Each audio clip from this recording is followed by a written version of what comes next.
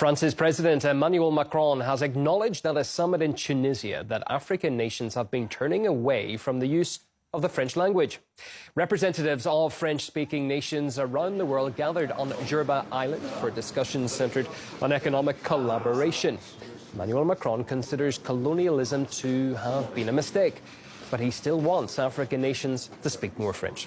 Sociolinguistics professor Khalifa Dikwa says it's not a secret that the West is not happy with the fact that African countries are shifting away from partnering with them and turning to non-Western partners, particularly Russia. However, in recent times, there has been one Western country that has been increasingly vocal, even more than the others, about the presence of Russia in Africa. This country is none other than France, the former colonial master of more than 14 African countries. And there is only one word that can describe France's attitude towards the present. One part was our commitment to fighting terrorism since 2013. We were right. I think some have forgotten to say thank you, but that's okay. It'll come in time.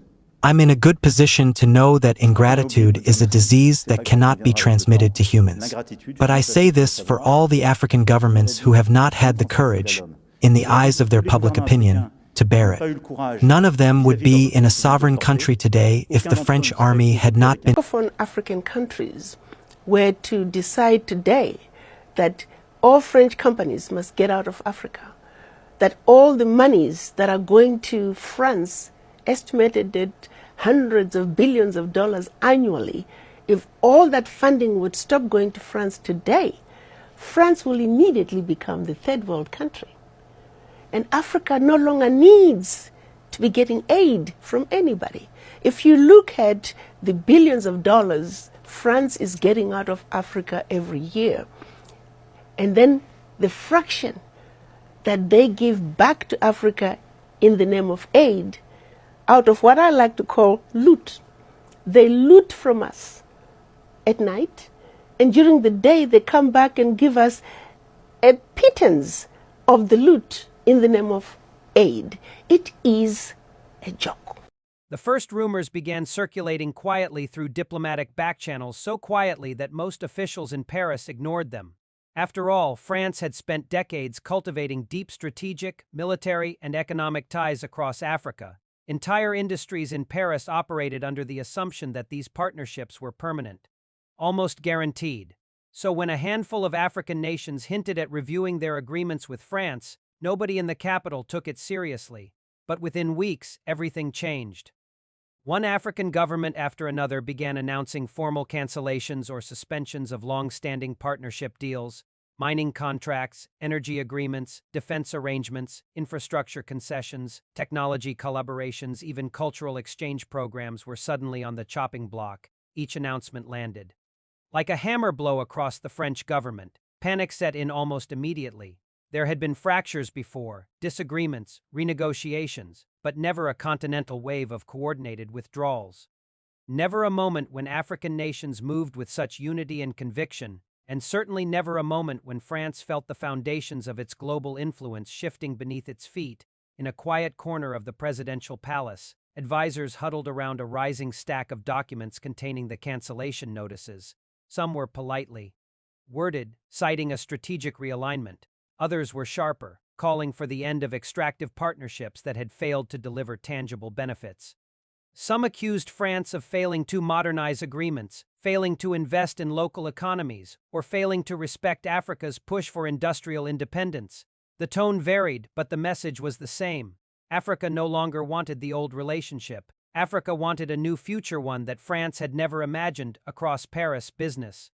Leaders grew restless. Companies with operations in West Africa, Central Africa, and the Sahel watched their stocks plummet. Mining firms faced the possibility of losing access to the cobalt, gold, uranium, and bauxite that powered major sectors of the French economy.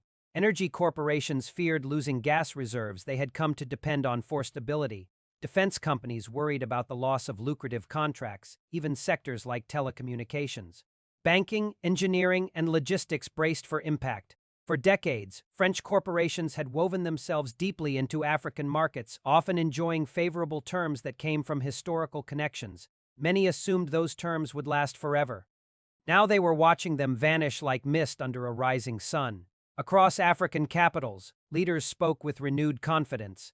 They framed the cancellations not as retaliation, but as transformation. New alliances were forming, alliances focused on equal trade, technology transfer, industrial growth, and transparency. Many African nations had begun negotiating directly with Asian, Middle Eastern, and South American partners, shifting away from Europe's long-held influence. Some agreements moved to East Asian investors offering better financing terms. Others shifted to Middle Eastern energy giants eager to expand downstream operations. Some African nations chose to pursue fully domestic solutions, investing in local mining companies, state-owned energy firms, and national tech hubs. In both economic and geopolitical circles, analysts labeled the moment the African recalibration, a vast restructuring of global partnerships that had been building quietly for years. France had seen signs, but it had ignored them. At the United Nations, African diplomats gave passionate speeches about sovereignty, industrialization, and the need to break from historical patterns. They highlighted the need for mineral processing inside Africa, not abroad.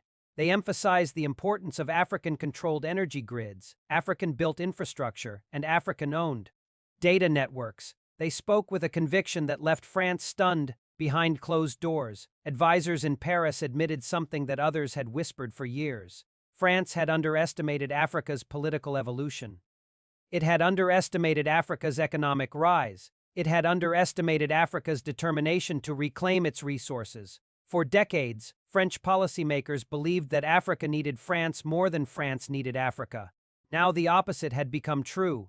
Africa had new partners everywhere. France had only Africa. The panic escalated when several African governments announced the creation of a new continental investment authority. The authority's mission was bold: to review all foreign economic agreements, demand fairer revenue sharing, mandate value-added processing inside Africa, and end exploitative contracts. The implications were enormous. Industries in France that relied on raw African exports, especially minerals and energy, began to fear the worst. If African nations required processing at home, French factories could face shortages. If African nations raised taxes on extraction or restructured royalties, French companies could lose billions. The shock intensified when Africa's major sovereign wealth funds made a historic announcement: a coordinated pullout of billions of dollars from European banks and bonds, redirecting the capital into African infrastructure, agriculture, manufacturing, and renewable energy projects. It was a monumental financial message. France felt it immediately. Bond yields spiked, the currency slipped, investor confidence wavered. For the first time in decades, France witnessed how deeply its stability was tied to Africa. Inside Parisian boardrooms, executives debated whether to offer concessions. Some wanted to renegotiate quickly with African leaders, offering better terms. Others resisted, warning that showing weakness would embolden Africa further. A few believed France should retaliate economically, but retaliation seemed impossible. Africa now had too many global allies, too much leverage, too much confidence. The crisis deepened when African nations formed a new mineral alliance aimed at controlling prices and production levels for cobalt, lithium, manganese, and other critical minerals used in electric vehicles, aerospace engineering, renewable energy storage, and nuclear technology. France's automotive and clean energy sectors trembled. Europe's industries felt immediate pressure. African nations were no longer just suppliers, they were becoming price setters. The panic in France became palpable. News outlets ran hourly updates. Economists issued dire warnings. Public debates erupted about whether France had mishandled its relationships with Africa. Some French citizens argued that the government took Africa for granted. Others insisted France deserved loyalty after decades of investment. Some pointed fingers at Europe, claiming that EU bureaucracy weakened France's influence. Others blamed geopolitical naivety. But the truth was unavoidable. The world was moving on, and France had not adapted. In African cities, the atmosphere was completely different. There was excitement, pride, and even celebration. Young entrepreneurs saw endless opportunities in renewable energy, manufacturing, mineral refining, software engineering, and agribusiness. African universities launched new programs in robotics, AI, and industrial logistics. Major African ports announced expansions. Tech hubs lit up with new startup funding. A new generation of Africans believed they were living in the opening chapter of continental renewal. In Paris, however, the government convened an emergency summit. Ministers, diplomats, economists, generals, and corporate leaders crammed into a room to discuss strategies. Some recommended offering Africa long-term zero-interest development loans. Others recommended apologizing publicly for past missteps. A few proposed sending high-level delegations to negotiate new partnerships. But even as France debated internally, Africa's stance was clear. The old era was over. The new era belonged to Africa. French delegations arrived in African capitals hoping to renegotiate deals, only to be met with polite firmness. African leaders insisted that any new partnerships must include industrialization, technology transfer, and shared value creation. They wanted equal terms, not the symbolic equality of diplomatic speeches, but real, material equality. In one African capital after another, France encountered the same position. Economic sovereignty was non-negotiable. As days turned into months, France's anxiety evolved from panic into a painful realization. It had lost something deeper than contracts, it had lost trust. African nations saw France as a partner unwilling to change.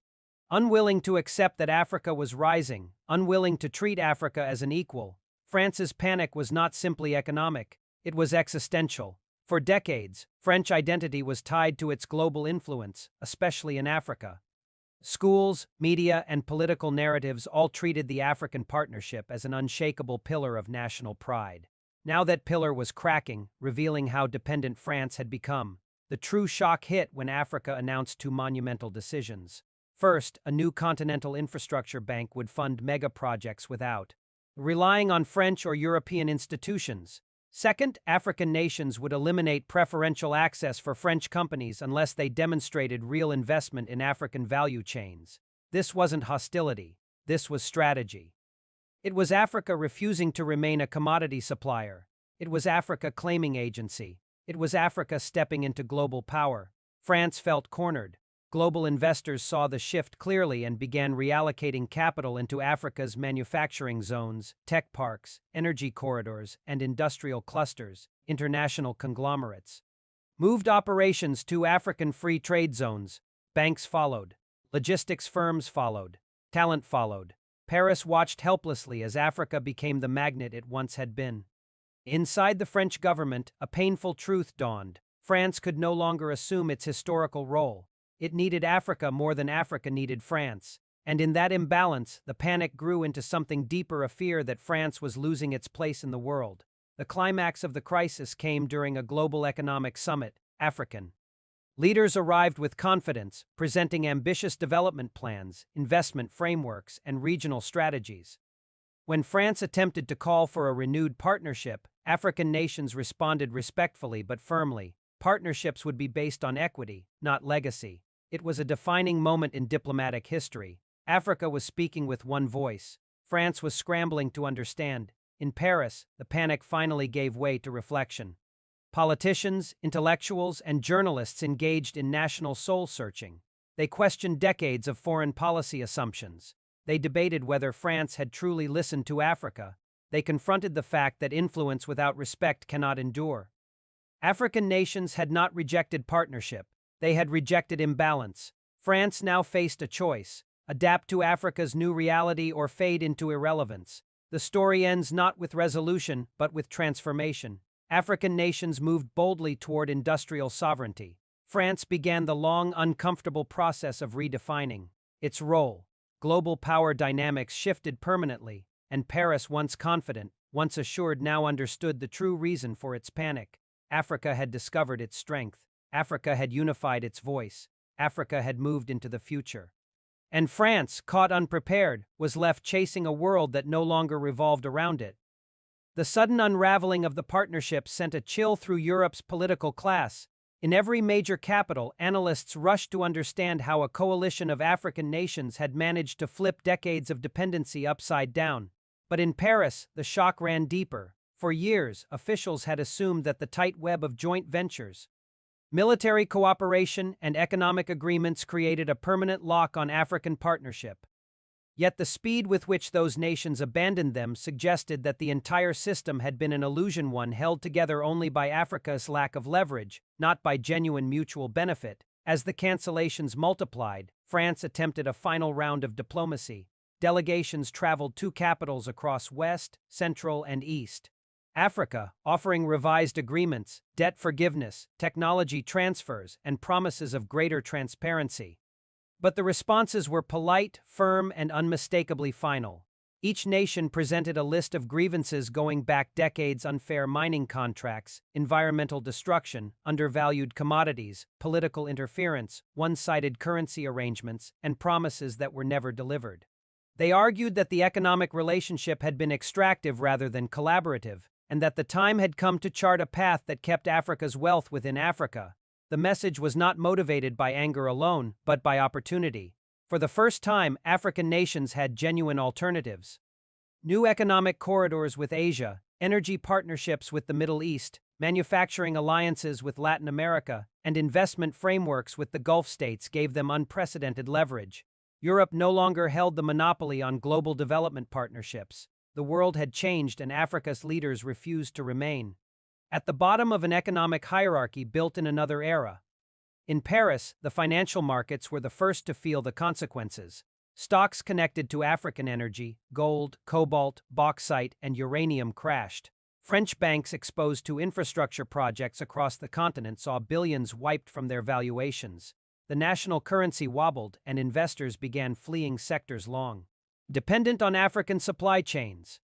European media struggled to frame the crisis. Some blamed geopolitical rivals for poaching strategic allies, while others acknowledged that decades of imbalance had eroded trust. African commentators, however, argued that what Europe called poaching was simply competition, an open global marketplace in which Africa finally had a choice. Energy economists warned that the loss of access to certain African resources would reshape Europe's industrial landscape. Manufacturing costs in France skyrocketed as raw materials could no longer be acquired at preferential rates. Nuclear energy planning faltered as uranium contracts were renegotiated under new terms that demanded local beneficiation. Even the luxury sector, a hallmark of the French economy, faced severe shortages of rare minerals used in high-end electronics and design materials. Meanwhile, across Africa, the cancellations ignited a wave of regional integration. Nations previously separated by competing partnerships began cooperating on new joint ventures. Pan-African development banks expanded their operations, regional commodity exchanges launched, and cross-border renewable energy grids attracted international investors eager to tap into the continent's growth. The economic reawakening was not merely symbolic, it was structural. It represented a shift from exporting raw resources cheaply to processing, refining, and manufacturing them locally. In response, France attempted to rally support from the European Union, urging coordinated pressure to reverse Africa's decisions. But even within Europe, there was hesitation. Some countries believed the era of taking African partnerships for granted was over, and that adopting a confrontational stance would further alienate the continent. Others quietly began negotiating their own bilateral agreements with African nations, acknowledging that France's loss did not have to be Europe's loss. In the United States, analysts watched the unfolding crisis with concern.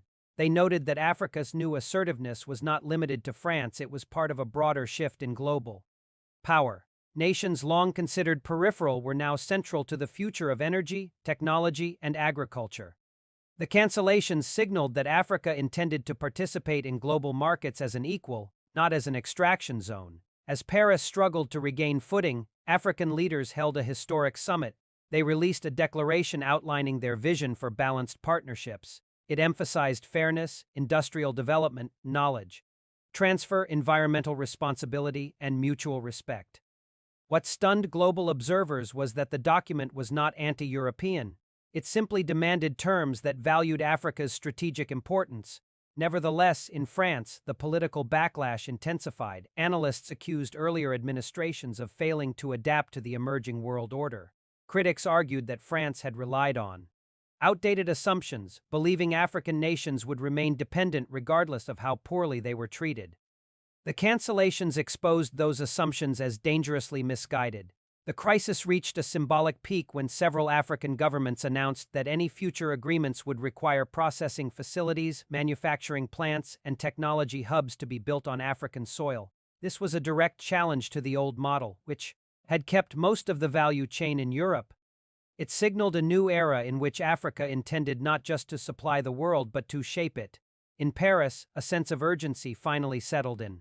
For the first time in decades, French officials acknowledged publicly that the previous model had been flawed. They admitted that the imbalance had been unsustainable and that Africa's grievances were legitimate, yet acceptance did little to ease the economic pain. Billions had already been lost, industries were reeling. Investors were diversifying away from Paris and toward rising African financial hubs. The world had changed, and France was forced to confront a future in which its influence was no longer guaranteed. The cancellations were not a temporary disruption, they were the beginning of a long-term realignment. By the time the crisis reached its peak, a new certainty had taken hold. Africa was no longer waiting for permission to define its destiny. The continent had entered a new phase, one driven by sovereignty, strategy, and self-determination, and the nations that failed to recognize this shift found themselves left behind. France had assumed the future would resemble the past. Instead, it awakened to a world where Africa had become not a backdrop to global events, but a driving force reshaping them.